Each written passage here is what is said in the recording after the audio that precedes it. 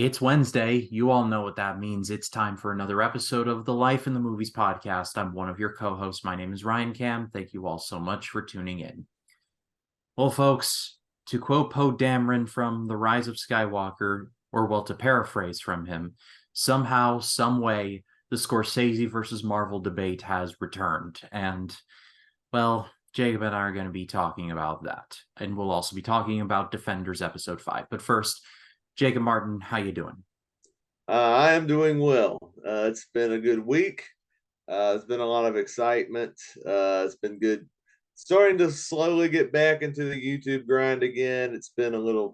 I've had a little bit of discouragement lately, but I'm starting to get more of a feel of what I want to do again. And I'm very much encouraged by that. And I appreciate all those that are continually commenting and subscribing and some of the good feedback that's come from that. Yeah, Jacob is like subtly one of the best YouTubers in this whole space. I wouldn't have him on this show if I didn't believe that. So, like I said, channel's in the description, subscribe to him, and I mean that with my whole heart. But I'm glad you're getting your groove back. But before we dive into what we got to talk about, have you been watching anything interesting lately? I did finish Ahsoka, and I'm gonna say I thought the show was excellent. I think you get more out of the show if you watch the Clone Wars and Rebels. But the show itself, I thought was still very awesome. I felt like it was a great continuation of especially where I can't talk tonight, where Rebels left off, and it was great seeing the characters like Ahsoka, Sabine Wren, Ezra Bridger, and of course Grand Admiral Thrawn in the live action medium, created directed by Dave Filoni, created by Dave Filoni, who also worked on Rebels, and the whole thing just felt like a labor of love. And I enjoyed every single episode. I thought the action was excellent. Rosario Dawson did such a great job at bringing Ahsoka to life, and along with the actress who played Sabine Wren, who feels like a literal uh, recreation. It feels like the animated character come to life in live action, and that actress did a really great job.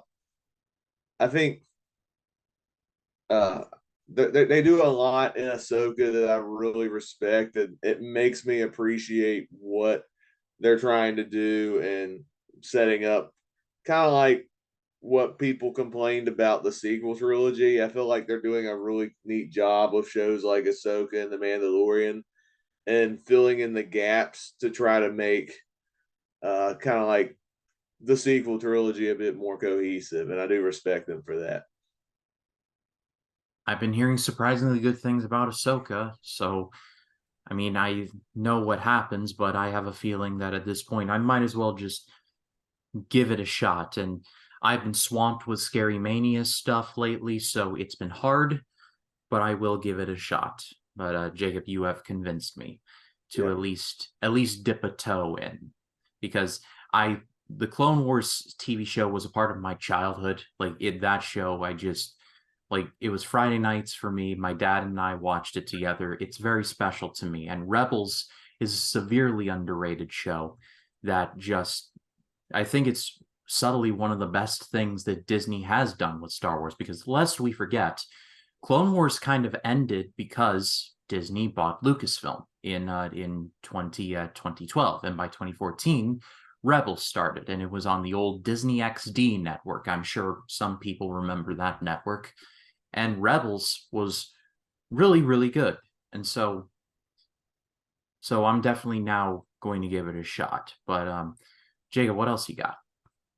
I also, this premiered this past Thursday. I did watch the season two premiere of Loki. Now, Loki is my favorite of the Marvel Disney Plus shows. I thought Loki was a terrific show. One that was a pleasant surprise because I thought it was going to be a cash grab, taking a previously dead character, bringing him back, and doing a multiverse story. That didn't seem exciting at first, but the writing has been very smart. Tom Hiddleston is excellent as Loki once again. I enjoyed the play on like the multiverse and then the TVA, the time travel aspect of this show is great. I loved where season one ended and left things dangling and some of the stakes involved and where the multiverse saga was headed because this was the show that like opened that up pretty much, leading to projects like No Way Home, which I thought was a great movie. Season two had a great start. It had a lot of high stakes. It continued where season one left off. I thought Tom Hiddleston gave another incredible performance. It was great seeing Owen Wilson back once again. It does a great job. We don't get to see Kang much in this first episode, but he is in the balance, and you can just feel how intense of a threat that Kang is, even though you don't actually see him in this episode, which I thought was really neat. And more importantly, besides the high stakes, this one actually balanced humor very well. Some recent Marvel projects, they've integrated humor into high stakes and it kills the mood. Like Thor Love and Thunder, for instance. That was a big misfire.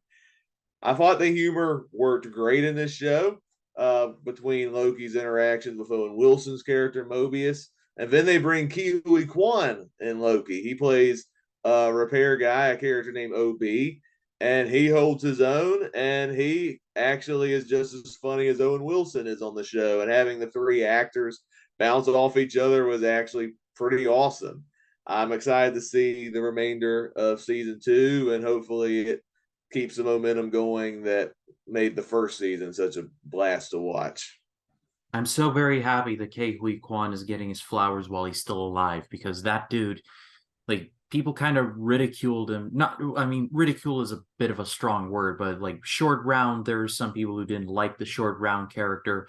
I liked the character personally because he was useful. Like, he helped Indy quite a bit, but we talked about that in the episode where we ranked all the Indiana Jones films, so no sense treading over that ground again. He was excellent in Everything Everywhere All at Once. I mean, Michelle Yeoh, I mean, nearly stole the movie, but Ke Huy Quan was right there with her. The whole scene where he's like, I'd love to do laundry and taxes with you. Like, that whole scene was just great. Haven't, probably won't see Loki because I'm just busy with various projects for the channel. It's not an I hate Disney thing, I assure you. It's a time thing. I'm just glad that Ke Huy Quan is getting more work because the dude deserves it. Yeah, absolutely. And I think he's just as awesome in this show as he is in Everything Everywhere All at Once. And that's saying something. Yeah, and Tom Hiddleston, I mean, the MCU has made a lot of good comic book character like castings for actors like Robert Downey Jr. as Iron Man, Chris Evans as Captain America, but 100% like Tom Hiddleston has to be in the conversation for best casting choices of the MCU because no matter the quality of the movie he's in, like the dude made Thor the Dark World watchable, and I don't hate that movie. It's actually, excuse me, not as bad as people say it is, but he is the best part of that movie by a lot. So there is a reason why like Thor doesn't have his own series, but Loki does. There's a reason for that. Yeah, because Loki is such a charming character, no matter what side he's on, because he's a villain in one project and he can team up with Thor, and now he can be the anti-hero, and now he's more of a heroic character on the Loki show. But no matter what side he's on, he's still a very memorable character and is very unpredictable. And Tom Hiddleston brings the charisma and charm to life, which I think is something would be useful because I think I'd said for the past couple of years if I think Tom Hiddleston would make a good James Bond if they go that route. I honestly would not mind seeing that. That would be a good choice. But if that's all you have, I got one more. oh, okay. Yeah, I did rewatch over the weekend just for fun. I rewatched Honey I Shrunk the Kids, Disney movie I hadn't seen in quite a few years. I don't have any real nostalgia for it. I didn't watch it as a kid, I watched it one time when I was a cynical teenager and didn't get much out of it. So I'm like, yeah, I'll give this another chance. And I actually liked the movie. The film was released in 1989. It was the directing debut of Joe Johnston, who later went on and had a really good directing career. He also directed films such as The Rocketeer, criminally underrated Disney film, Jumanji, which is great, October Sky, which is fantastic, and also one of the better Marvel films of Phase One, Captain America: The First Avenger. Really great directing career, and it started with Honey, I Shrunk the Kids.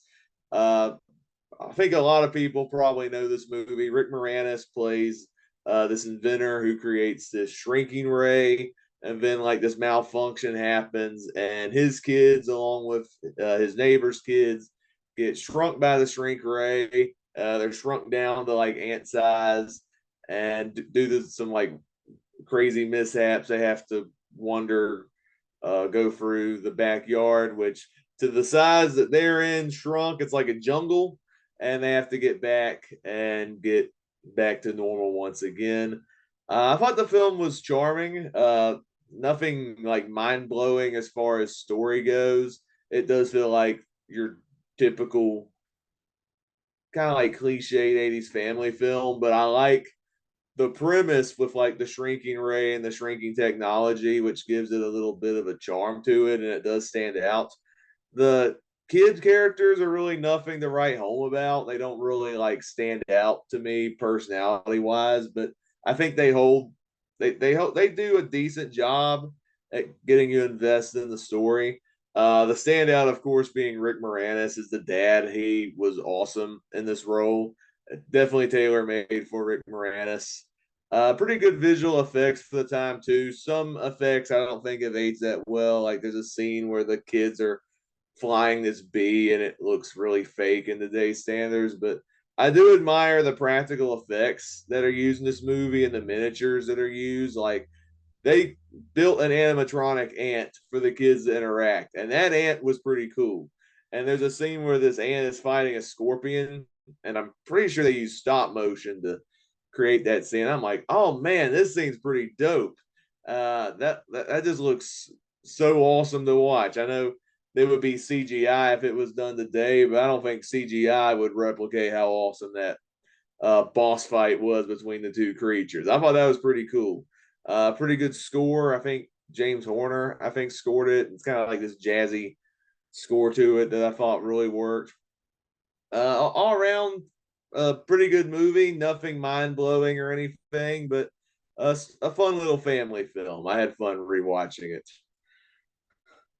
Yeah, I remember. I actually have not seen this movie before, Oh but wow. I do remember that always at Disney Hollywood Studios. I'm not sure if it's still there, but there was like a Honey I Shrunk, a ride there called Honey I Shrunk the Audience, and there was like a little overflow with a restaurant there, and I never went on the ride, or not the ride. I think it was a stage show. But I remember there was like an overflow with like really, really tall grass statues and spoons, and like it made you feel like you were a miniature. And Hollywood Studios was always my favorite park out Disney World in Orlando, and I always have like fond memories of that because it was like a bridge of sorts from I can't remember where, but like you go through there and you're immediately into Star Tours, which I'm not sure if Star Tours is still there, but Star Tours was one of my favorite rides there. So I'll always have that. Haven't seen the movie, but I have a weird memory of it because of a tie-in ride. I know that sounds odd, and I'm sorry about that. Yeah, the one year I went to Disney World, that was back in 2011. I don't remember a Honey I Shrunk the Audience. I don't think we ever did that because I never watched Honey I Shrunk the Kids as a kid. I was late to the party on that one. I do remember they had like a play attraction, like a playground tied to Honey I Shrunk the Kids, and they make it to where everything is tall and you feel really tiny. And I thought it was pretty cool. And I remember seeing the ant and I think some grass and stuff like that. And I'm like, oh, that was kind of neat. I didn't really get the connection because I didn't see the movie, but now that I've seen the movie, I'm like, oh yeah, I remember all this. Yeah, you understand those references now. Yeah. like Captain America. Indeed. But if you're all done, I'll speed run through some because quite frankly, I've seen quite a few movies for the Scary Mania series and other things, so I'll make mine brief. But to speed run through it, I've seen Play Misty for Me, which was Clint Eastwood's directorial debut. It's a stalker film about a radio DJ who basically is stalked by one of his regular listeners. It's actually better than I was anticipating. It was actually quite good. Then I watched the original Omen, which was directed by Richard Donner and starring Gregory Peck. Not gonna lie, it didn't really do much for me. I was sitting there like when the priest saw the spear coming off of the thing, I'm like, dude, get out of the way. Get out of the way. Get out of the why didn't you get out of the way? You had like a week to move. Like you were too busy going, like, so what was up with that? I don't know. But I don't know. It didn't really do much for me. Then next up was The Town That Dreaded Sundown, which is kind of a cult classic of the slasher genre. And it was okay. It felt like it was trying to go for a gritty Texas Chainsaw Massacre kind of thing because it's based on an actual string of murders that happened in Texarkana, Texas in 1949. So it's based on a true story. There's a narration throughout the movie, but it kind of whiffed it. Sort of, kind of. Then I watched Videodrome, which actually Jacob Martin's going to join me on that review for Scary Mania. And that movie was kind of wasted potential. I feel like there could have been a great premise, and there was. I felt like it was just kind of dropped the ball a little bit. But then I watched Sleepaway Camp, which is kind of a camp slasher movie. It was okay until the twist, which generally like it was like my jaw was on the floor. It was a really good twist. Leading up to it, it wasn't great, but the twist saved it for me. Then the original Hellraiser, which that movie was freaky. Like Jacob Collins from 3D's Movie Cinema is going to join me for that review, and I cannot wait to hear what he has to say about that one because it's going to be a time. But yeah, the original Hellraiser was just freaked me out. Another one that freaked me out was In the Mouth of Madness. John Carpenter directed that one. It's severely underrated. Stars Sam Neill as an insurance agent who's going after a Stephen King-esque author who has disappeared, and some people believe that whatever this author writes becomes a reality. And the movie is really good. I recommend you all check it out, and more on that review as it comes.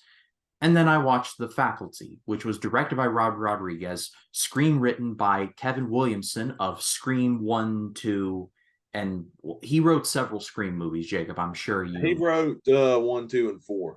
Thank you. He wrote 1, 2, and 4, but he's of the Scream franchise fame.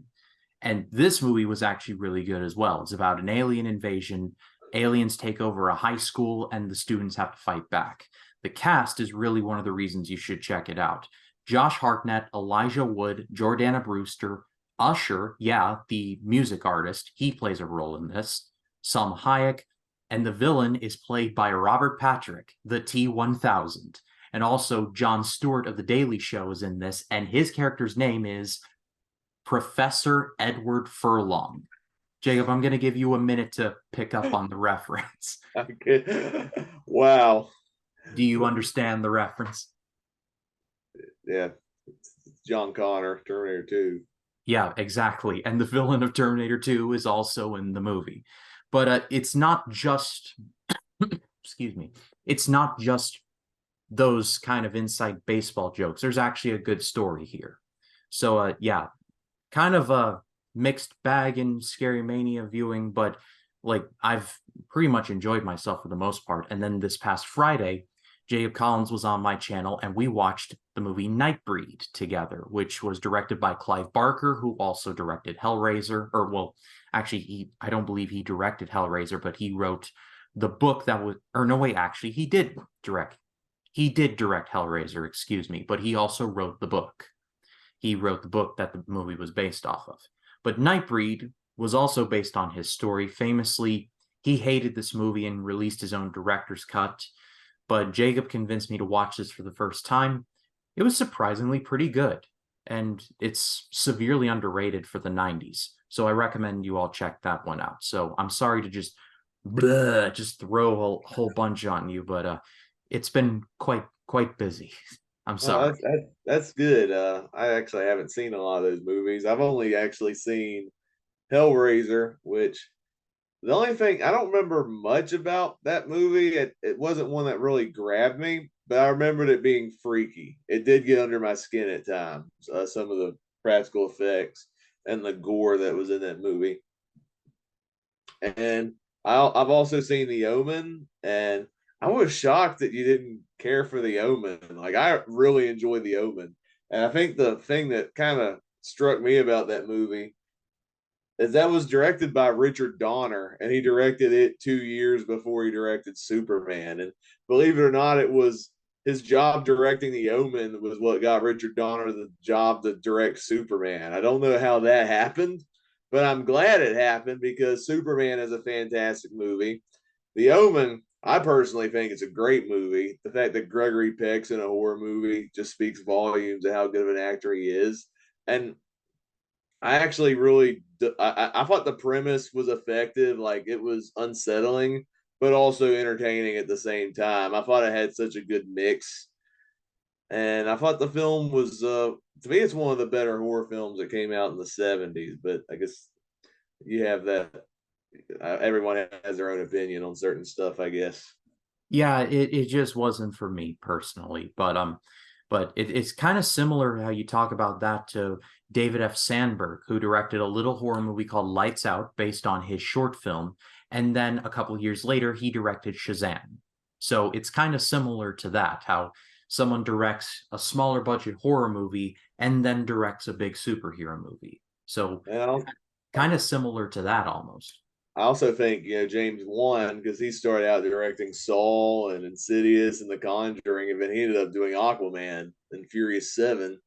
That's for sure. But yeah, I pass it off to all of you. What have you all been watching lately? Let us know in the comments. Love to read what you have to say. Well, Jacob, let's get into Defenders coverage. Defenders, episode 5, called Take Shelter. Electra's loyalties are questioned, Colleen clashes with an old acquaintance, and Luke proves he knows how to take a hit. So yeah, I'm not tired of this show yet. It's actually quite gripping. I think my prediction is going to be true in that this will be a top 3 of these Marvel Netflix shows for me because I really enjoyed this episode. Jacob, what about it? Yeah, I enjoyed this episode as well. One gripe I have with it, but other than that, I thought it was really good. The action in this show has been pretty awesome. It's great seeing the four defenders band together, banter and quip as a team. I thought that was good. I especially like the many pairings that we've seen throughout with Luke Cage and Iron Fist, and also Daredevil and Jessica Jones. I thought that was pretty good. I love the part where we finally see him in the Daredevil costume, and he helps Jessica protect Trish from one of the hand people, the martial art guy. I forget his name, the Japanese guy. And I like the part where Jessica's like, "I like the scarf better." That was one of my favorite jokes in the episode. And then the one gripe I had with this, I hate that they brought Bakudo back. I was not a fan of that. I thought he was a sucky villain in Iron Fist, and I still think he's kind of a sucky villain even in the Defenders. I like that they're setting up that there's like 5 major players in the hand that The five fingers of the hand. I yeah, did the like 5 fingers of the hands. Yeah, that's right. But I'm like, really? They had to make Bakudo one of them. You could have just left him dead. Like it was satisfying that they killed him off because I didn't like that character. And I'm like, whatever. But I still think it was really good. The thing with Elektra is actually really fascinating on where her loyalties lie. I thought was fascinating. I like that we're starting to see even the side players and their kind of involvement in this and the urgency of the defenders and striving to protect them.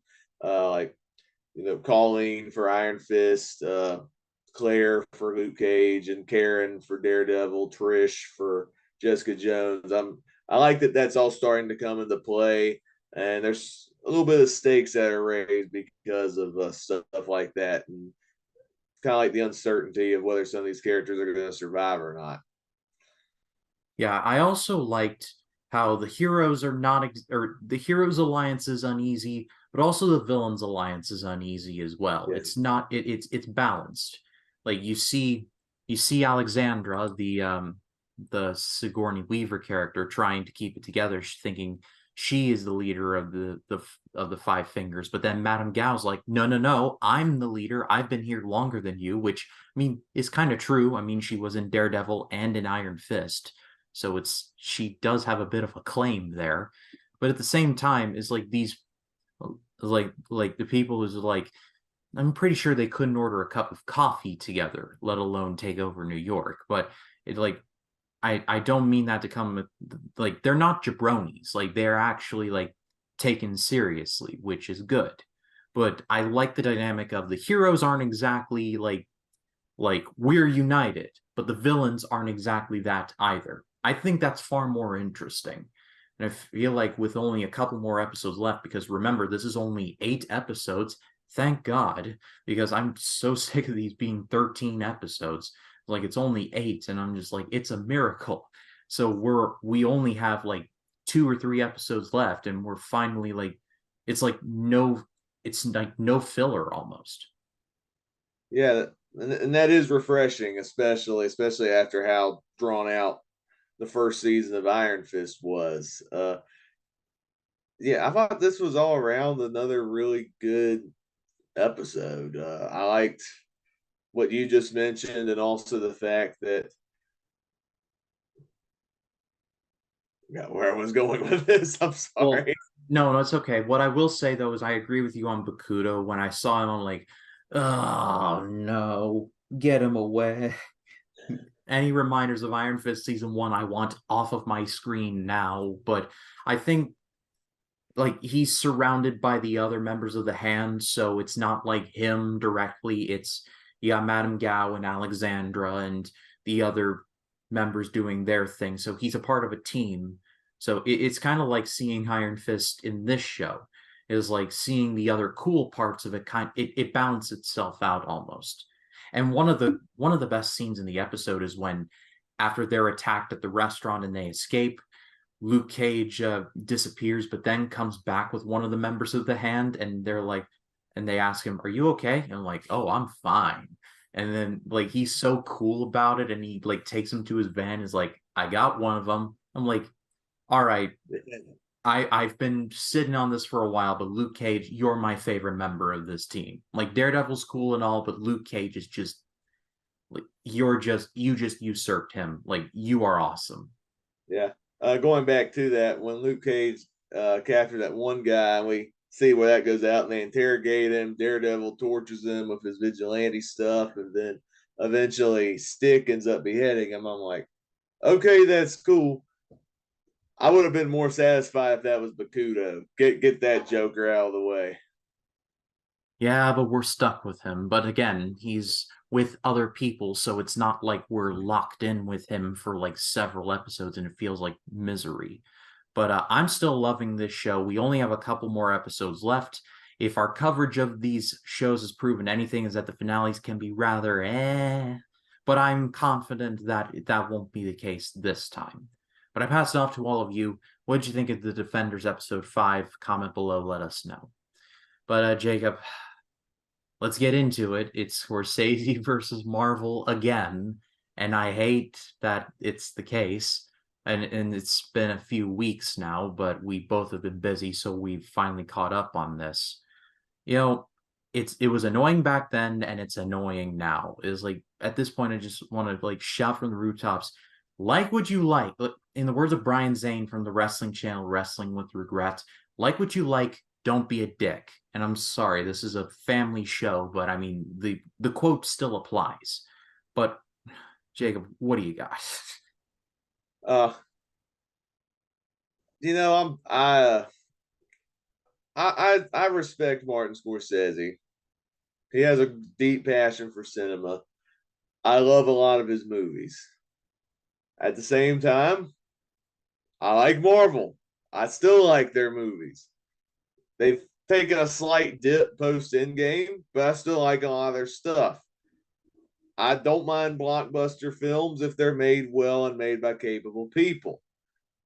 I think you can have a good balance to what you like in your movies and be just fine. I think Martin Scorsese, the fact that he keeps badgering this on, especially in a year when the two highest grossing films of this year were not comic book films, but Barbie and Oppenheimer, directed by very well respected people who had clear visions. And a lot of people felt like they were more artistic films than other blockbusters that have come out in recent years. So I feel like Scorsese harping on this once again just feels like an old fart who won't shut up. I do feel that when reading some of these comments. I give him credit that he praises Oppenheimer and he's a big defender of Christopher Nolan and stuff like that. That's really cool and all, but I I think the Marvel bashing just feels old and tired for the sake of being tired. I feel like he's beating a dead horse at this point. And honestly, I feel like the character Thumper in the Bambi movie. If you can't say something nice, just don't say nothing at all. That's where I am at this point. Scorsese just needs to shut his mouth on this. Yeah, it's and because of how uneven the MCU has been with Phase 4, people people have been like, "Oh, Scorsese was right the whole time." It's like that doesn't change the fact that if people like them, that doesn't take away their agency, like to like them. It is perfectly possible to like Avengers Endgame and say like 2001: A Space Odyssey. Lord knows that's me. I do. And, like one of my favorite movies of all time, 2001: A Space Odyssey. That movie is like way out there. It's a challenging art piece. And Avengers Endgame is a crowd pleasing blockbuster. It is perfectly possible to like many things. It's called having nuance in your film taste.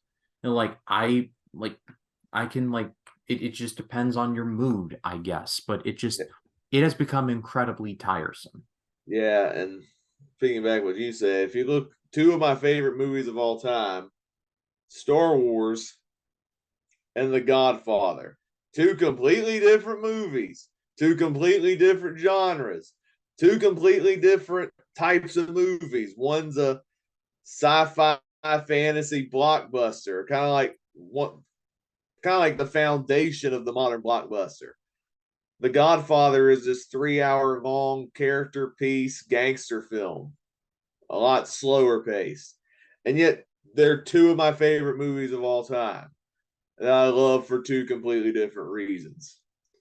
And the fact that Martin Scorsese just, I don't think fully grasps that you can enjoy multiple different genres and multiple different movies.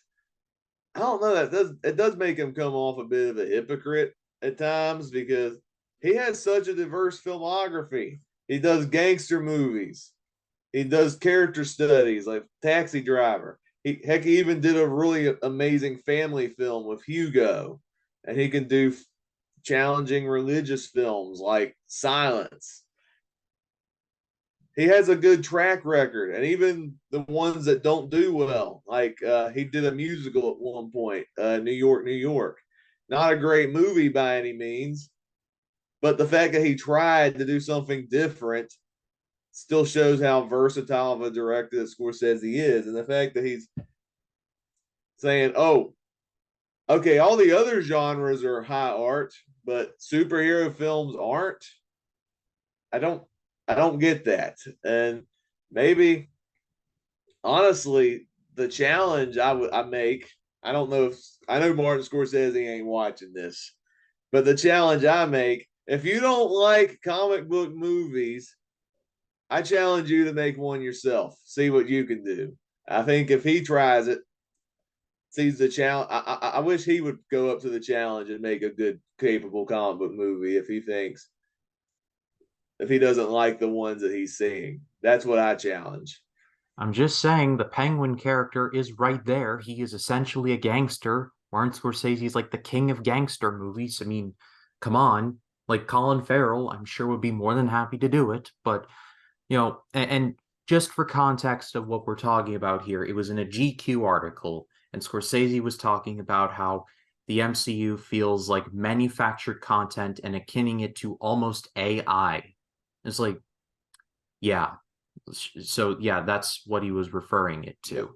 That, When his last couple movies that I've seen, I'll reference The Irishman. That feels like Martin Scorsese Mad Libs almost.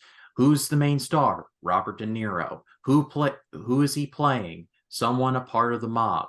What is his job? He does the dirty work of someone. And it feel like I don't want to say his movies are all the same because they're not. That would be unfair. But I recently watched Casino for the first time, and I really enjoyed Casino. I'm doing a whole Scorsese month on the channel for the month of November. I'm reviewing four of his movies that I've never seen before: The King of Comedy, Casino, The Departed, and The Wolf of Wall Street. So that's coming up on the channel. I've talked about it here and in other places. The King of Comedy I wasn't a big fan of. It was well made for sure, but for in the lead up to Joker, people were comparing it to either Taxi Driver or The King of Comedy. And there were several beats that were similar to between the two, but I prefer, and I can't wait to read this comment section, I prefer Joker over The King of Comedy. And I know that that's going to enrage some, but that is my opinion and I'm sticking to it because it's kind of similar. These two individuals who want to be that they both want to be comedians and they both kind of suck. But the Joker movie shows the extreme of what happens when that desire to be something just falls completely, like it falls apart and just the individual has nothing to lose.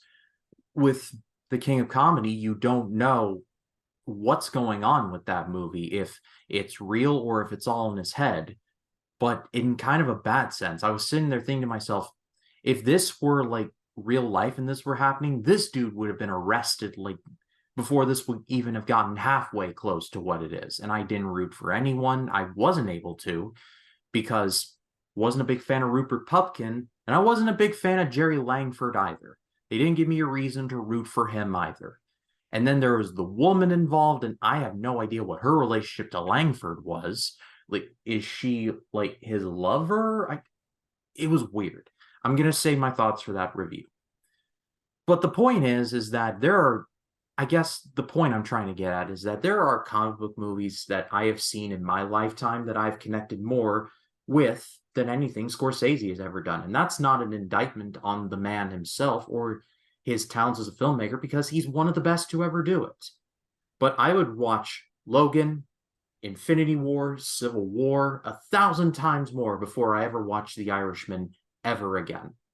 And I mean that not to be a troll or to be one of those like trying to get views for this channel. I mean that as like coming from right here, saying it with my chest that has been coughing for a week and a half. So from allergies. So I'm sorry, that was a long-winded answer, Jacob. What do you got? yeah, I would say at the end of the day, it depends on what kind of movies you like and what's your preference. Like, if you don't like comic book movies, don't watch them. And if you don't have a good opinion on movies, let the people who enjoy them, and you go on and enjoy the stuff you like. And I feel like with Scorsese, if if he either he genuinely does not like these movies, or he's just saying it because it's not the movies that he grew up making or the movies he grew up watching, or it's like a generational thing. I honestly don't know. But honestly, I feel like the best thing Scorsese should do, let the people who enjoy him and let him get to making the movies he wants to make. Because Killers of the Flower Moon still looks awesome. I still plan on seeing it. And I'm open to whatever project that he does put out, whatever he does put out in the remainder of his life. He's 80 years old now. He's no spring chicken. And I still respect the heck out of this guy. But this whole feud with him and Marvel, I feel like, is ridiculous. And I feel like we're beating a dead horse at this point because honestly, the views that he's had, I feel like if like I said, it feels like he's beating a dead horse considering there's been other movies this year that have been, I dare say, more successful than some of the Marvel stuff that's come out this year. Like, let me say this again. Barbieheimer was the biggest success of 2023 as of October of 2023. Barbie made $1 billion, and Oppenheimer, I don't think hit the $1 billion mark, but it's close. And it's, I think I saw last I saw it was like Christopher Nolan's highest grossing film that wasn't Batman, which is crazy to say, believe that because it's 3 hours long and it's rated R and it's like completely a dialogue piece. Like that's unheard of in today's standards. And it's awesome that the movie made so much money. I think Christopher Nolan needs to see. I think they're starting to be, I think, a better alignment of different movies that can be successful in just one type of genre. Because, yeah, the comic book films were dominating and sequels were dominating and remakes were dominating. But Barbie and Barbieheimer proved you can have the variety and still make a lot of money. Yeah, absolutely. And one thing that I always found interesting was that Scorsese, and I can't remember, I think this was for like a film festival or something or other. Like Scorsese was picking the movies, and one of the movies that it always stuck to me was this movie called Frankenstein Created Woman. It was the third or fourth movie in the Frankenstein series that was created by Hammer Studios out of the UK. I've talked about it here on the channel for Scary Mania on a couple of occasions. The Frankenstein series of movies from over there are severely underrated. Some of them are not super great, but that was because it got way out of control with what they were doing, but it was just, that's a story for a whole nother time. One of the movies that Scorsese recommended for this festival was a movie called Frankenstein Created Woman. It is essentially about Baron Frankenstein, played by Peter Cushing, who has been reincarnated. This was his second time that he's been reincarnated, and the movie is about him transferring the soul of a young woman into another body. Scorsese recommended that for a film festival.